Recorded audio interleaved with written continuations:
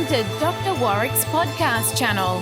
Warrick is a practicing cardiologist and author with a passion for improving care by helping patients understand their heart health through education. Warrick believes educated patients get the best health care. Discover and understand the latest approaches and technology in heart care and how this might apply to you or someone you love.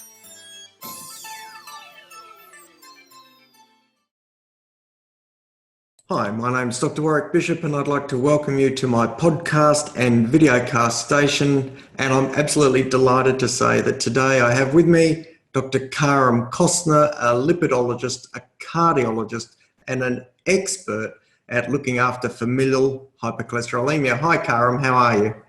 Very well, thank you Warrick, and thank you for the kind introduction.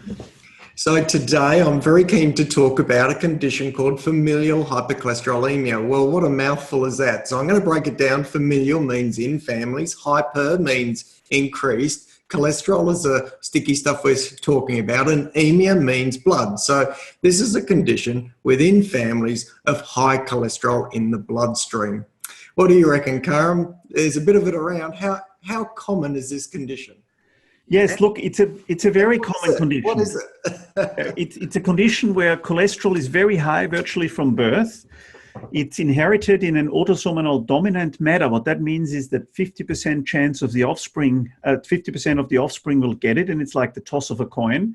Since we get one gene for any condition from our mom and one from our dad, if one of the parents has it, you have a 50% chance of getting it. If both parents have it, as we see in some families, then there is a almost 100% chance of getting it, and there's also the chance of getting the much more severe form. But how common is it? It's about 1 in 200 to 1 in 300 in Australia. It's more common in certain populations, such as the Lebanese population, some Middle European countries like where I come from. I'm from Austria. The Mormons are much more common. It's much more common in Ashkenazi Jews. And it's much more common in consanguineous families where cousins marry each other, for example. And even South Africans, as far as I'm aware, particularly of Dutch. Is that correct? You're absolutely right. That's also one population where it's more common. And it's usually due to a founder effect who passes it then on to family members. So why is it such a big deal? Why do we have an interest in FH? Because I've got an interest in it as well. Tell me why you're interested first, and then I'll answer your question. Well, a number of years ago in my early private practice, and I am a general cardiologist, so I look after all comers, and in Hobart we don't have any specific subspecialties, or certainly didn't back 15 to 20 odd years ago. I had a patient who was from South Africa of Dutch extraction, and this particular patient had both parents with familial hypercholesterolemia. So she got a dodgy gene from one patient and a parent, and a dodgy gene from the other parent, and she had essentially no functioning receptors for LDL cholesterol in her liver. It looks like if you like, a homozygous, but she was a compound heterozygous, which is a bit of a mouthful. Don't expect anyone to follow that, but she had cholesterol levels that were bouncing off the ceiling. And really, my journey with FH commenced with starting to try and look after this lady as well as I possibly could. No, I understand. I might say that right at the moment, she is just fantastically well. And it's been a fantastic journey for me to learn and make sure that I've kept abreast of everything important to make sure this woman got the best care possible. That's a very good example, and it's a very severe case that many of us will never see because it's extremely rare in this form. But as you indicate, the problem with FH is that people with this condition will develop coronary disease. It is not a matter of if, but just when. And in some families where the family history is early, obviously earlier, but more importantly, in patients who have familial hypercholesterolemia and other risk factors such as smoking, high blood pressure, diabetes, obesity, they will develop coronary disease much earlier than others. But the reason why we're talking about it today and why you're interested in it and I'm interested in it is that it's entirely treatable. If we treat cholesterol from an early age in these patients and we start at child's age, you can prevent coronary disease. You can delay the disease progression, and many patients will never have a heart attack in their life. So it's clearly a really important condition. With these families with really high cholesterol levels, they run an unacceptable risk of heart attack prematurely. And I think that's the bit that's most troubling. These people die prematurely. Men in their 30s and into their 40s, women even in their 40s and 50s, so at a very young age. But I have lots of patients come along and say, oh, doc, my cholesterol's up and my dad died of a heart attack at 65 and mum died at 75 with a heart attack. And so how do we separate the familial hypercholesterolemic patients? How do we make that diagnosis from run-of-the-mill elevated cholesterol and run-of-the-mill people running into strife with heart attack at a relatively young age? Very important question, Warrick. And, basically we use calculators that tell us what the likelihood of having FH is. And there's various of these calculators and apps available that GPs and specialists have access to. And they are all based on LDL cholesterol levels, known history of cardiovascular disease, family history of cardiovascular disease, and clinical signs. And some of these calculators, like the MedPet calculator, the Dutch lipid score, which is probably the most common one, or the Simon-Broom criteria, they simply give points for LDL cholesterol levels, clinical signs of FH, which is a thickening of the Achilles tendons or a white ring in the cornea, and history of early cardiovascular disease of the patient, but also their parents, obviously, and their siblings. And then we come up with a probability of having FH that is from definite to likely or unlikely. The other thing, obviously, that can be done that both you and I have done is genetic testing. So you can look at genetic tests that tell you whether the patient has a defect in the LDL receptor, which is the receptor for cholesterol at the liver, the carrier protein of LDL, which is ApoB, or PCSK9 and other enzymes. But the problem with genetic testing is that in 20 to 30%, we don't find the genetic defect simply because it hasn't been described yet or it's difficult to find. Well, I think while we're mentioning genetic testing, it's incredibly topical at the moment because I understand that the medical benefits schedule is soon to release an item number to allow specialists in the area like you and I to actually run these genetic tests with Medicare support. So a very topical issue right at the moment. Very good point, and that's absolutely correct. Look, the issue about making this diagnosis, obviously pulling together a number of criteria, which, if you like, tip the scales and push someone into the likelihood of having this condition. With high cholesterol, bad family history, they may have some sort of evidence of a heart attack or buildup of cholesterol in their arteries, or some other clinical features. So all those things are really important. If we have found someone who we believe has familial hypercholesterolemia, what next? What do you do? It's a good question. In most people that have familial hypercholesterolemia, we start lipid-lowering therapy very early. So once we've made the diagnosis, we start treating patients with familial hypercholesterolemia from the age of 10, initially with a small dose of a statin.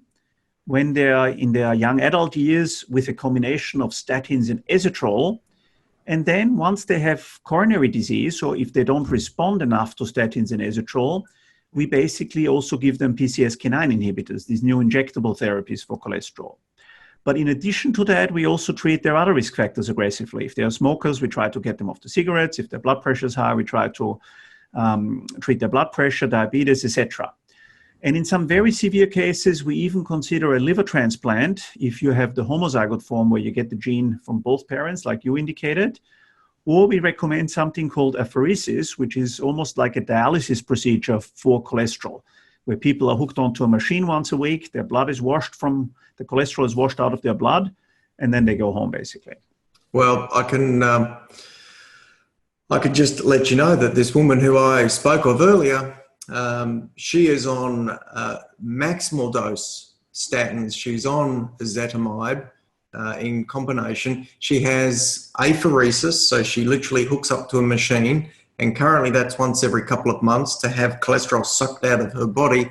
and she's on the PCSK9 inhibitors, these new injectables, and she's got the full hand, but she's doing fantastically well. That's excellent. I think the significance of all this is that we're wanting to prevent wear and tear on the arteries, the buildup of plaque in the arteries, which can increase risk of heart attack in the future. So when you're seeing someone who's not had a problem with their arteries previously, do you try and evaluate what's going on in their coronary arteries or the arteries in their neck? Absolutely. And, you know, you're one of the eminent specialists in imaging, cardiovascular imaging in Australia. So I'll let you talk about cardiac CT, especially in a second. But I use all these technologies as well. We use carotid ultrasound in young people, looking at the intima media thickness and plaque in carotid arteries. You will tell us about CT and coronary calcium in a second. And we also use other tests, for example, imaging of Achilles tendons to look at the thickness. You know, we clinically evaluate it, but we also use X-ray and ultrasound to look at Achilles tendons where cholesterol accumulates.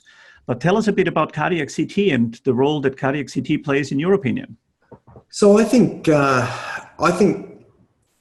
it's very important for us to match up what we see biochemically with what we see in the individual. And although in these families with familial hypercholesterolaemia, there's no question they carry an increased risk, I think it's really useful for the clinician and useful for the patient to have that risk matched up with something that's physically going on in the patient. So I think patient engagement is much improved by knowing what's going on in their arteries. In terms of taking imaging and pictures of the arteries, I think it can also help us with intensity of therapy and the sort of leeway we would accept or not accept when it came to possible side effects for an individual, so that we have a better idea of matching up exactly what we're doing. Now, I'm the first to admit that if we do see someone with familial hypercholesterolemia, then I see that raised cholesterol level as almost an environment for plaque or buildup of cholesterol in the arteries. So I generally want to try and modify it. But occasionally there are people who are particularly young or undertake particular dietary and physical lifestyle changes, or have a philosophical position which prevents them from wanting to simply take a drug unless they have a good reason. So imaging can really give us information around that space. And the number of times I've had patients who've said, look, I don't want to take a tablet unless I really had to. I scan their heart, show them what's going on, and they take the tablet without any troubles at all. I think it's invaluable technology for us and for the patient. Is it very safe overall? I mean, that's a question that I often get from patients, especially cardiac CT, with regards to radiation, etc. So look, 10 or 15 years ago, if you read the literature, you would believe that cardiac CT imaging delivered a moderate dose of radiation. These days, the current iteration of scans is really much improved, and we're able to take a picture of the heart with a high degree of accuracy with about the same radiation dose that you might expect from a mammogram, which is well within the realm of what we see as an acceptable radiation dose for a preventative strategy. So right. It's doable. You wouldn't do it all the time, but it's No, thank you. That clears that up very nicely. The only other thing I wanted to mention about FH is family screening is very important, because for every FH patient that we detect, we can detect other family members. And that's one of the weaknesses in any healthcare system, that we're often too focused just thinking and treating the patient in front of us. But with familial hypercholesterolemia, because there's such a clear genetic link, we can easily pick up brothers, sisters, and children of the patients that we treat.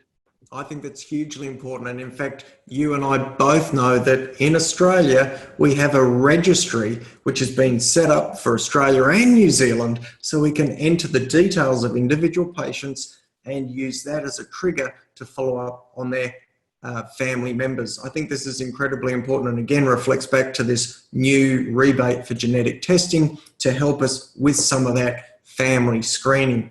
Look, we're just about at time, Karam. This is an incredibly important topic, and it is one that both you and I are very passionate about. For someone who's listening who has got raised cholesterol and there is a history or not of family problems with hearts, what would you recommend that these people do? I would recommend that they, first of all, see their GP, that they get an accurate lipid profile and a clinical examination, and get onto therapy if they've got FH, obviously. And if the GP cannot sort it out, specialists like you and myself are very happy to help. And they should really be seen by a specialist who has an interest and the knowledge to treat familial hypercholesterolemia in those cases. So I'm going to wrap it up there. It's a very important subject, and it's one that you touched on. The absolute primary reason why this is so important is familial hypercholesterolemia can prematurely end lives, and with the right therapy, we can give people full life expectancy back, and that is an incredibly powerful opportunity. I'm going to wrap it up there. I really thank you, Karam, for sharing today. For anyone who's listening, if you've got any queries or questions, drop us a line at members@drwarrickbishop.com. .online. If you've got any suggestions for future podcasts, please let us know. As always, I thank you for your time. I wish you the very best until next time, and please don't die from a heart attack. Goodbye. You have been listening to another podcast from Dr. Warrick. Visit his website at drwarrickbishop.com for the latest news on heart disease. If you love this podcast, feel free to leave us a review.